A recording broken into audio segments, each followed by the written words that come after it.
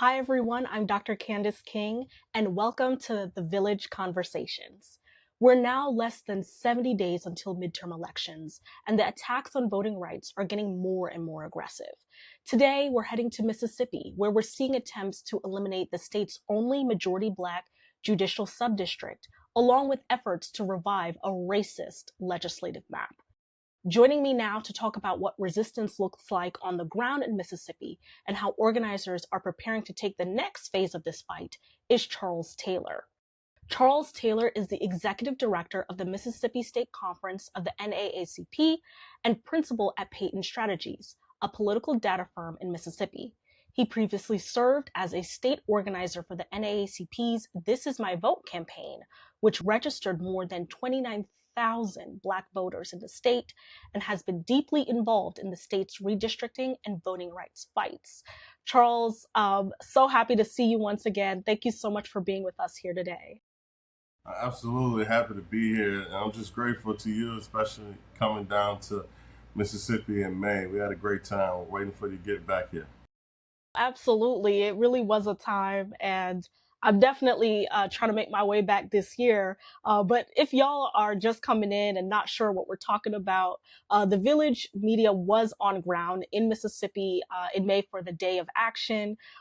This is where thousands of activist organizers came together to protest the rollback of voting rights.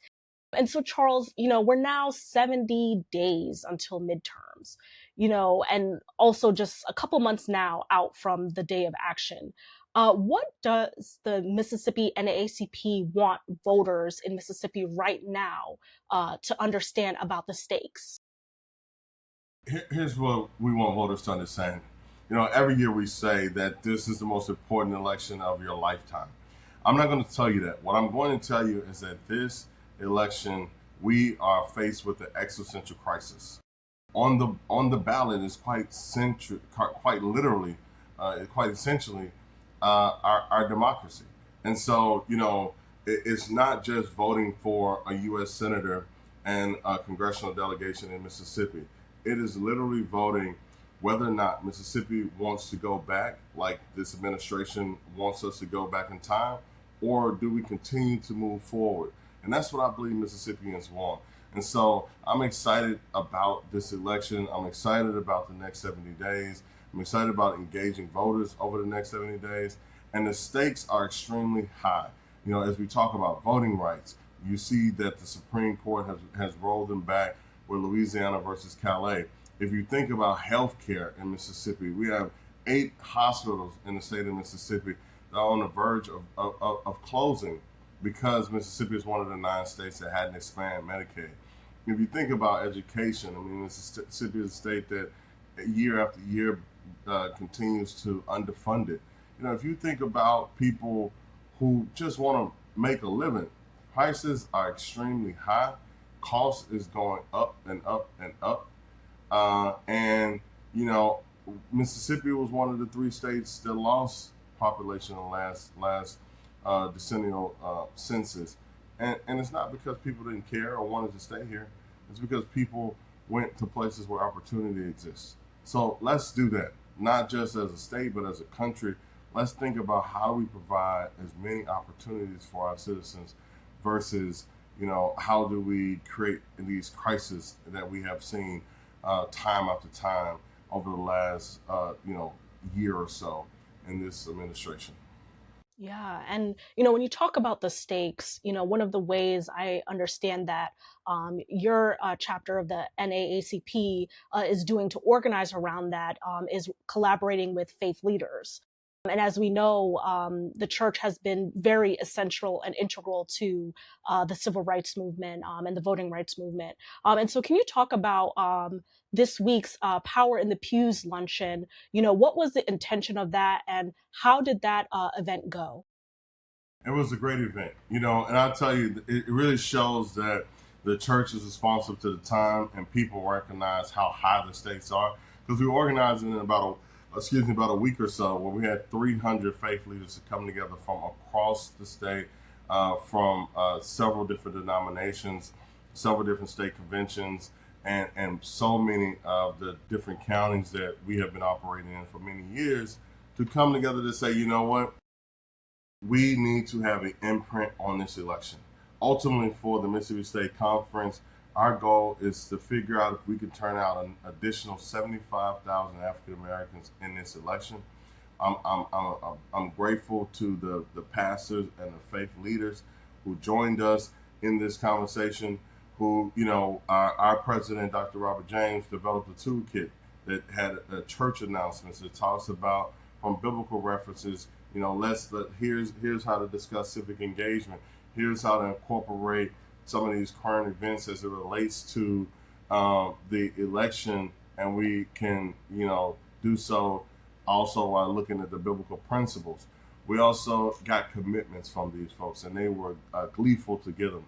Many of the churches agreed to make sure that they adopt a precinct to canvas around there, that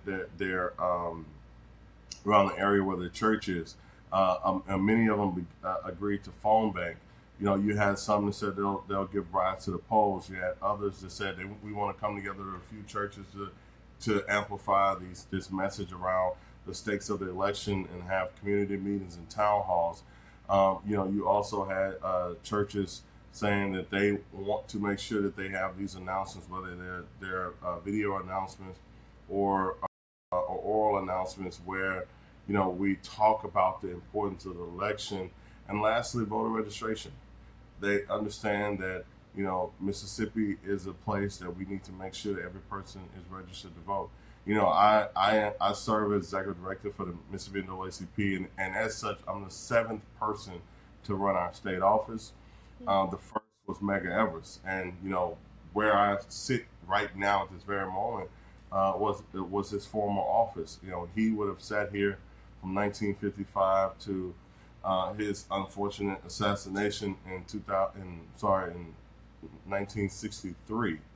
And so, even as I sit here in this room and we do things like register folks to vote, and we're trying to have an impression on the election, recognizing the crisis that may be ahead of us, but it also presents an opportunity.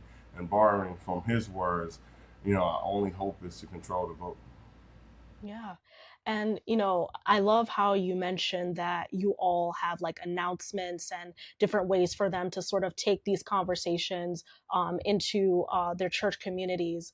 Will this be like the first of other events to come?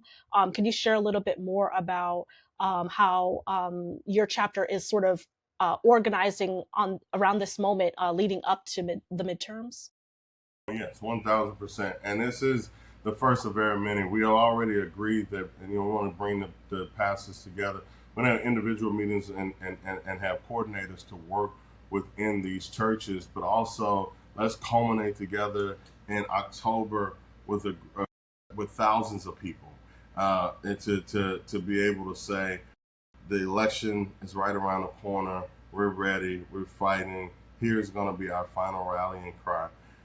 So that we're already planning. We're partnering with Mississippi Engage, which is a C3 civic engagement table, and been working with the Divine Nine. So there's about 250 to 300 Divine Nine chapters across the state of Mississippi. We have literally gotten civic engagement plans in one place from about 90% of those. And so I am just overwhelmed with the support, overwhelmed with the folks' responsiveness. We're doing so many things. Our heart of our bread and butter is door-to-door canvassing. We're planning for a 500,000 door knock canvass in 55 of the 82 counties in the state of Mississippi. I don't know if you saw where our Secretary of State is looking at Experian data, credit report data, to consider putting people on the inactive voter list. And so basically, the way this would work is if on your credit report you may have had a change of address and you didn't vote in the last election, you may be vulnerable for him trying to put you on an inactive list. We, with a partner organization, are sending individuals who may be in this vulnerable position mail that just says, we're the NAACP. Here, please check your voter registration status. Here's the voter registration form if necessary and needed. And then also, here's a pre post envelope, and that you can turn back in, and we're being able to track that through certified mail. But we're also phone banking to people to make sure that they understand what may have happened. We are doing voter registration where we've opened up 11 offices across the state, and this is a part of a larger effort to register 50,000 voters in Mississippi, where we have, the support of national organizations as well as local organizations have opened up a great number of offices to be able to be very sensitive to the needs of folks, and making sure that, for every plaza, for every school, for every created event that's happening, we're there with a clipboard to say, have you updated your voter registration, or does it need to be updated? So saying it to say there's so many other things that we're doing this year. One other thing I wanted to note is with our, as we talk about wanting to have a surge this November, the question becomes, can our systems withstand it? Whether that be through security measures or whether it be through election protection. We have, had meetings with circuit clerks and election commissioners to basically say our aim is for every Mississippian to vote and for there to be a smooth process. How can we be supportive as an organization in that regard? And so that those meetings have gone really well. They've appreciated the support, and so when we think about how do we increase turnout, how do we ultimately have a surge of voting in the midterm election, we have tried to make sure that no stone goes unturned. And the only thing that has been limiting to us at this moment is just resourcing. And so, but as it comes in, we've been very fruitful and great stewards of each dollar to be able to support the work of this midterm.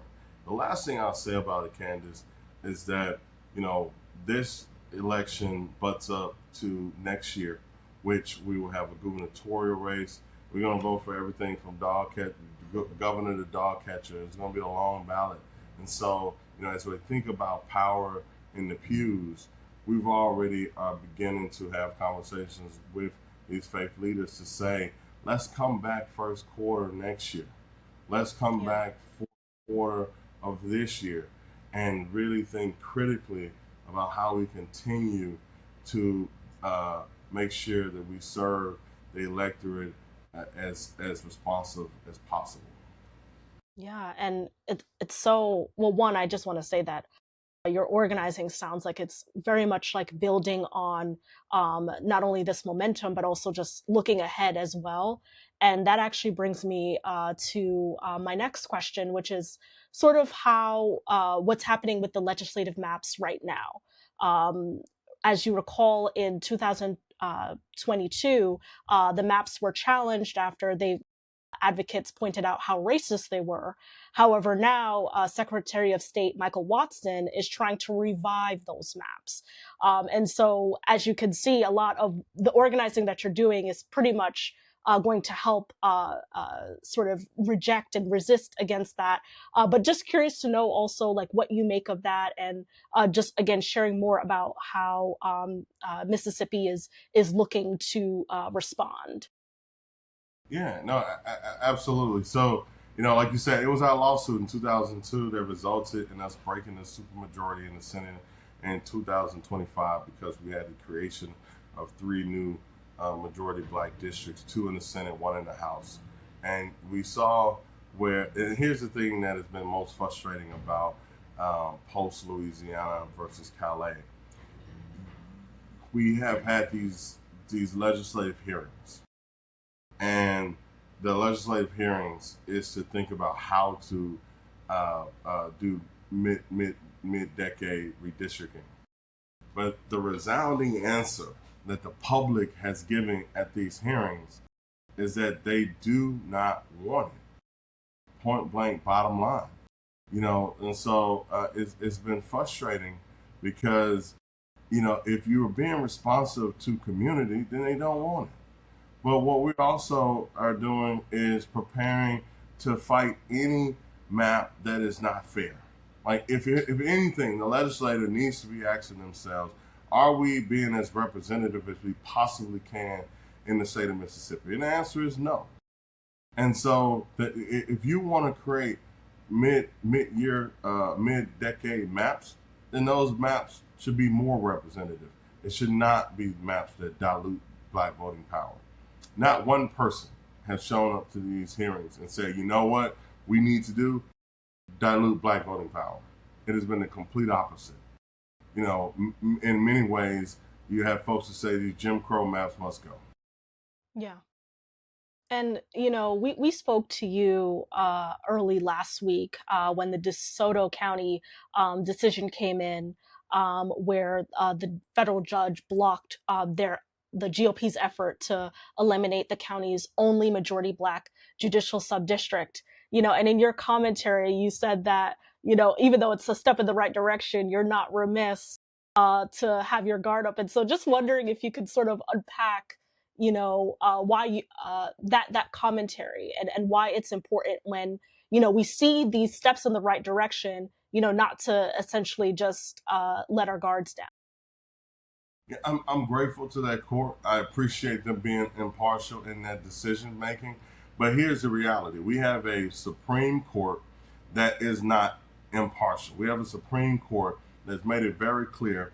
Not only are they partisan, they also are wanting to do everything they possibly can to dilute black voting power. Louisiana versus Calais was a complete betrayal to black voters, not just in Mississippi, but across the country. And we're seeing the effects of that now. I think we're going to continue to see the effects of that over the next decade or so. And I don't know how, in good conscience, the Supreme Court could say that a decision like that was either impartial or fair. The reality of it is it was a political hit, and black voters bear the brunt of it. So because we did have an impartial verdict in District Court of Mississippi, and I'm grateful for it, but looming in the background is the potential of one of the higher courts, i.e. the Supreme Court, coming in and being dismissive to what the lower court decided. But either way it goes, we're going to fight it like hell. No, absolutely. And just closing out here, when the saying is all roads lead to the South, it's not just a catchphrase. The South has been the bedrock of a lot of voter mobilization, and I think in many ways Mississippi in particular sort of points to a lot of what other states could be doing to join in this fight. So just wondering if you could sort of speak to how other states can sort of take cues from what you all are doing to ensure that voters, Black voters in particular, show up and show out in the midterms. Mississippi has always been one of those states that is kind of a tale of two cities. We have a very dark history, but we also have a very rich history. And so, when I think about even the building that I'm in, on the other side of this wall is the auditorium.